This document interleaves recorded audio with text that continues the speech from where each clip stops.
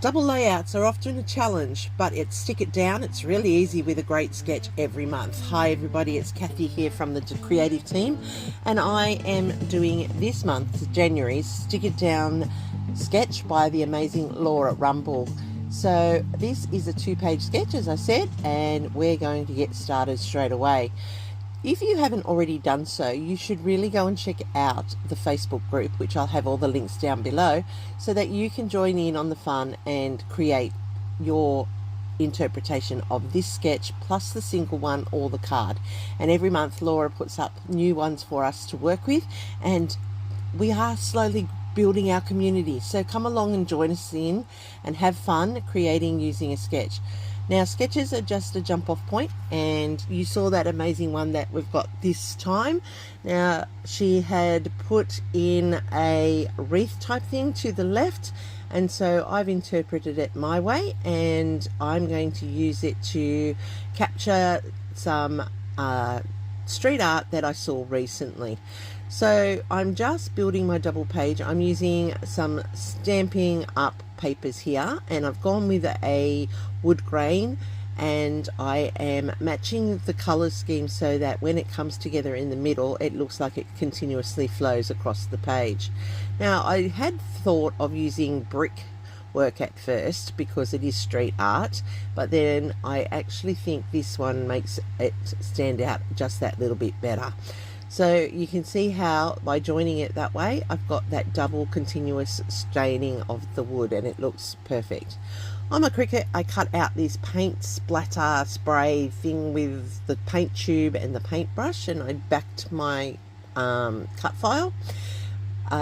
I created it by joining 3 different pieces together. So I really like how it turned out. You know, I wasn't sure how much I was going to need on this layout, so I am splitting it, and I do have the paint drip as my shelf. Now, if you look on the sketch, there is a scallop for the shelving there, so I am using the paint drips to keep with the theme of the layout. Now, I'm going to tuck this one down here at the bottom, and that will be the bottom part of the wreath, and the paintbrush with the curve up keeps that image going round. Now, I could have made this bigger, and I probably should have made this bigger, but that's hindsight, and that's a little bit too short. So what I'm going to do is I'm going to lift it to the top, and there will be a gap, but that's okay because my photo will cover that up and you won't see that, and it will just look like the whole swirl has gone right around that particular page. Now, this picture here is of a door and wall that was painted in an alleyway and caught my attention as I walked past, and so I had to go down and have a look because I really do like street art, particularly if it's done well and if it's bright and colourful. Of course it's bright and colourful because I like bright and colourful. So I'm just going to triple mat it as per the sketch, and I'm bringing in colours from the photo to do that, and also tying in with the paint drip that I have happening across the layout. So as I said, I went down this laneway, and because I have to go and check it out, make sure what it looks like, and it was quite effective. As you can see, it looked really, really good. On the opposite wall, and there on the photos on the next slide, they had all Australian birds and native birds painted, so it was really quite a spectacular alley to go down and check out. Now, that's something that I like to do. If I see good street art, I will go and check it out, and I will go and get some photos. All artists should be acknowledged, and you know, there is some really good stuff around, and sometimes I drive past things and I think, oh, I should stop to get that, and I really need to make sure that I do that because it should be captured and it should be remembered, and it's something that I like, and this one will go into my particular album of my personal likes. Now, I am going to start on the second page shortly, and that will require some paint splats over there where Laura had her holly leaf sprays. So it just shows you that you can interpret the sketch any way you like and make it yours, and this is how I've done mine. Now, I've got my title here that says street art, and that's where the title is on the sketch, and I'm loving how that just sits in there beautifully. And I have gone ahead and I have done my journaling on to these strips, and I am putting it down at the bottom where it is in the wreath on the original. So my journaling talks about my love of street art and checking this one out. I've been out to see Balloon Story with some of my children, and we went to have brunch at Parramatta, and we were going back to the car afterwards, and this is when I saw this beautiful well, mural, you'll call it, wouldn't you, on the wall. And that's what the journaling says. So the love of street art is something that you know, I just love it. I think it's great. There are so many talented artists out there, and being able to share that creativity with the world is something that's very special, and you know, should be acknowledged and should be recorded in some way. So I'm going to layer up my strips. They're going to tuck in under the drips there so that they become an integral part of the layout, not something that's just added on. I always find that really hard with journaling. I don't like the add-on feel sometimes, so that's why I'll journal on the back as opposed to the front. But with strips, it's a lot easier to make it an integral part of the layout. Now I have my selfie, of course, that's obligatory when we're doing our photo hunt ourselves, isn't it? And then I have these beautiful photos of these birds that were painted onto the walls. Now I have 3, and I really wanted to include them, but it's just not working for me. So I'm going to pull that one, and I'm going to leave that, and I think that's actually going to go into my 52 weeks, I think, because I just love that bird. I think that's beautiful, and I think I might actually do that as my 52 weeks favorite. So I'm going to put in the second shelf here on the sketch. It is the scalloped border, and I'm putting the dripped paint just to continue on with that theme. The drip paint paper, as you can see, is a Vicky Bouton scrap that I've used. I do like it, and it was perfect because it was like splatters of paint in itself. I am tucking in these paint splatters. You'll see that when I come back after putting it off screen to adhere it, that I actually change it up a little bit because I really like that red, and I want that red, that pop of color on there as well. So I'm going to put the blue, I'm going to tuck it in under the paint. I originally thought I'd put it there, but I put it up here to the top. So it's got a bit of a red splatter up to the top. Turned it around, and I actually dragged it down, and it should have been higher right to the border. Silly me, but that's okay, it works in the end. Now this yellow one, when I put my photos down, gets covered, so I will come back and put in some of that peachy coloured one as well, so that there's a bigger splat on the left hand side. Now I'm going to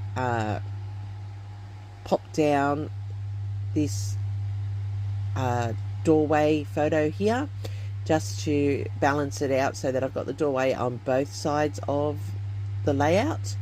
And then I can put the 2 bird ones in. Now you notice I matted that one as well, the selfie of myself, but I'm not matting the birds.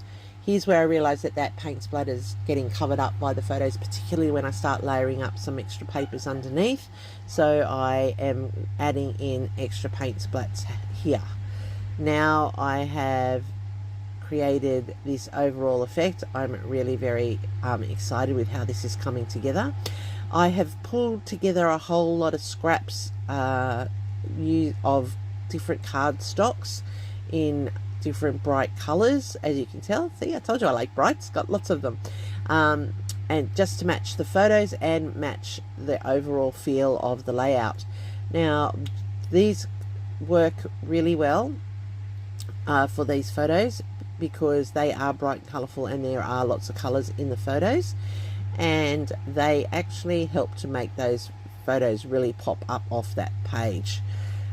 That's really important. I have found over many years of practicing and using colours that they do need to complement the photos in order to make the photos stand out. So I've now got my layering up here. I just need one more for behind the selfie, and I'm just contemplating which color that should be, and I'm thinking this brown because of the door, and then I looked at the bright green. That could have worked, but I really do think that the brown, because of the colors in the door, needed to come into the layout somehow. And so by putting it in here behind this photo, it really works and lifts it up nicely. So I'm just going to start layering it, and you'll see that I lift and change so many times because I automatically tilt to the left with my papers. I don't know why, but I automatically do it. So then to do to the right is always a challenge for me. Don't know why, given that I'm right-handed. But anyhow, I really do think that I am one of those people that was corrected to be non-left-handed, because I do so many things with my left hand, but I am actually right-handed. So yeah, go figure. Anyhow, I'm tucking these in, I'm layering them up, and that's allowing for this overall, well, it's a layering effect which adds more detail, and it also adds more interest to your layout. So I'm going to go the opposite way this time, and I'm going to put the mats down first and then the photo over the top, and that's so much easier. But I needed to have the first ones in place so I could do that. And look at those birds, aren't they realistic? They're just magic, like unbelievable, and you wouldn't believe that that's painted onto the walls. So clever, such clever people out there. And there's my layout. I'm loving it. I'm really sorry I can't show you the double in whole, but I will have close-ups at the end so that you will see the full double layout in full stretch. Also, if you go over to my Facebook page, you'll be able to see it there as well for a close-up, really good look. And I really would like it if you went over to my Facebook page and followed me there as well. If you are a subscriber here, please follow the link down below and follow me on Facebook, because there are going to be close-ups of all the layouts and you can check them out in more detail over there. So I'm going to add in some splatters now for that creative art look. I'm looking for my blue and I can't find it at the moment, and I find it right over to the right of me, halfway through this part, and you'll see me with that. So I've got some black which I'm going to add in. I've got weathered wood that I want in there. I've got tattered rose, which is a pinky color, and I've gone with this green as well. And this one is, I'm not too sure what this one is. This one, yeah, I'm not too sure what the green was. It might be cracked pistachio, but it doesn't come out like cracked pistachio. It comes, yeah, it is cracked pistachio. So here is the tattered rose. You can hardly see it. It's like a bit of a gold shimmer to it, and that's nice. It's subtle. I didn't want it to be overbearing, because I don't want the splatters to be the focal of the art of the layout. I just wanted them to be an artistic addition. And here's where I found my blue, which I really love, this tumbled glass. It's a great color and it comes up so well on the layouts, and I just wanted to put those in and around as well. And I do this on both sides of the layout, on the left hand side and the right hand side, and I'm pretty happy with how that happens. I struggle with splatters. I don't know why. I just have a terrible time getting it happening. It just doesn't work for me as easy as it does for other creators. I don't know why. I need to practice. I need to do it more. We'll see. Anyway, so I'm now over to the right hand side of the page, and I'm going to cover up my photos once again, and then I'll go through the same process, and I'll put in some splatters around the layout just so it looks like the spray painting that you see when they first let the can fly. And it's just that artistic flair which adds that little bit extra to your layouts. Do you like your layouts to have that little bit of extra touch, or do you just like to keep them nice and simple? Leave me a comment down below. You know, I like to interact with the comments that you make. It really is interesting to see how other creators work. You know, like they're like each person to themselves. There was a long period of my time where I would not put any mixed media on my layouts. I didn't get it. Now I like it. So it just is, I think it's a phase thing that you go through. Sometimes you like clean and simple, sometimes you like really artistic. Let me know in the comments what it is that you describe as your style of scrapbooking. I actually call mine eclectic. A little bit of this and a little bit of that. I don't actually have one particular style. All right, so I'm going to take those off now, and I've found my black pops of color because I'm just going to put in the visual triangle, and I am putting a visual triangle on both pages this time. So these can be standalone pages if they wanted to, and the triangle is set up on both pages. And that is something that is not my normal go-to. Obviously, I normally only do a triangle across the whole layout. So that's one on there, and then I'm going to bring one in on this one. But you can see that each of them could stand alone as an individual page if they wanted to. But they won't. They'll be in my album together. So I'm just thinking where the third one should go, and I'm going to put it down here in the bottom, and I'm going to flick it, and that will go out like a faux enameled dot. Now it is really creamy, this black one, so it's very, very runny, and so I have to be super careful that it doesn't go everywhere. Now, to finish off, of course I should have done this before I did the wet part, but you know me, never do anything in the right order. I'm going to draw in a messy border around the edge just to make that connection between the background sheet and the cardstock border. So this is all coming together quite nicely, and I really do love the colours in it. I think there's just enough colour, and I think there's just enough empty space, which, you know, I struggle with empty space, people. You know, that white space, it always gets me. But I'm happy with this one. As I said, this is a great sketch from Laura. She's done a great job this month. I really do like this sketch. You want to come and check us out on Facebook or on Instagram, and, you know, be part of the fun. If you haven't already joined, join the group and use the sketches. They really do make scrapbooking easier. The creative thought process is removed for you, and you just follow along with the sketch. So I'm just going to put in the date again down here, and that it's me in that selfie. So if I was to ever separate the page, at least some more detail is there.